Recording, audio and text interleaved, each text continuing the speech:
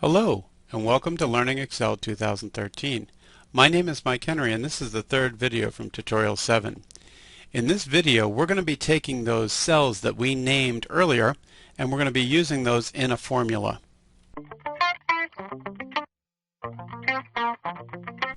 So now that we've named all of our cells properly with the name reference, you can see here that we've got the registration date, player's name. Our fields are named properly.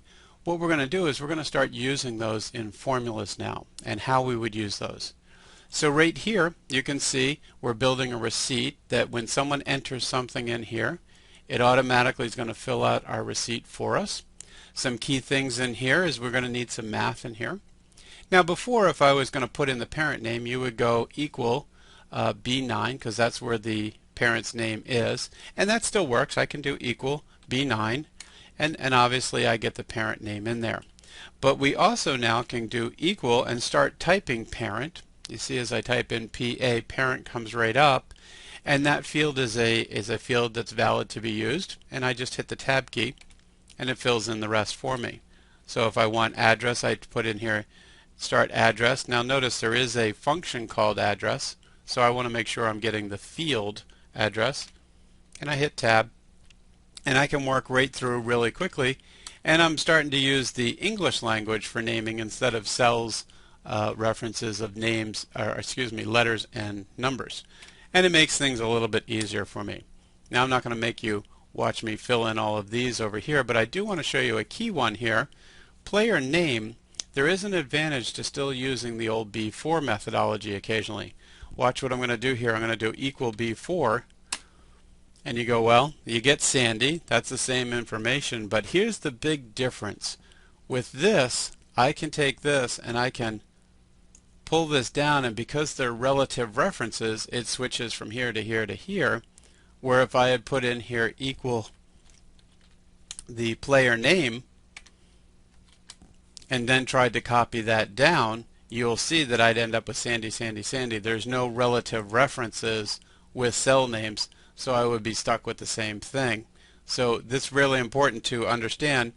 Sometimes you might want to just use the B so you can do the quick pull down methodology. Now right here we're going to set up for some math. Under the season fee, I need to know what the season fee is, so I can put in here how much they're paying for the season fee. And right there I see season fee. Pop that in. Now the discount amount, here was based on when they were signing up, or excuse me, if they signed up and got early registration. So we need this one right here called early reg. And so this is actually an if statement here. And you'll see that I put in here my equal if. So I've opened up my if statement, and basically my logical test is whether the early registration was a yes. So watch what I do here. I start just typing in early. I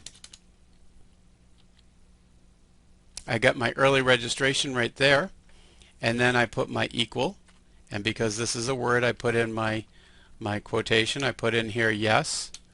So if early registration equals yes, and now it sounds even better when you read that instead of saying be something.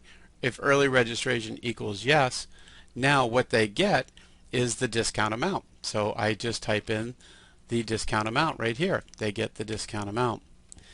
And if they didn't, then they get a 0 because they're not getting a discount. So you can see it makes it more English sounding as we go. And when we click on this, you can see that they got the $5 discount here because they had typed yes here.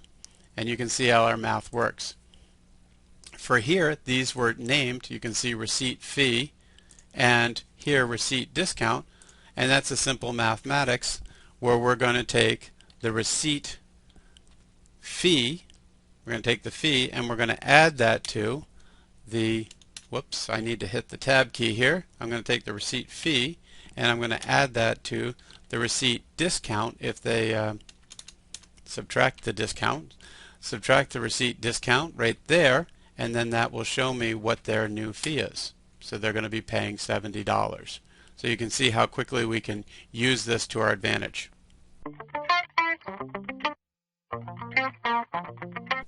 So in this video we learned how to take a named cell and we use that named cell's reference in a formula instead of using the normal reference of a letter and a number. So in the first case we took equal instead of B9, we took equal parent. After learning that, we learned that sometimes it's actually better to use the cell reference of the letter because we might be copying that, and that relative reference helped us out. And we saw that with the player's name and then the player's sizes. And then lastly, we saw how to take that named cell and use it in a math formula. And we did a simple math formula, this minus that, and we did a more complex one. We did it in an if statement, where it really read nicely. It sounded English. If the early registration fee equals yes, then give them the discount. If not, give them no. And it's actually the way someone would read it to you. So we're learning the real professionalism of using a named cell in your spreadsheet.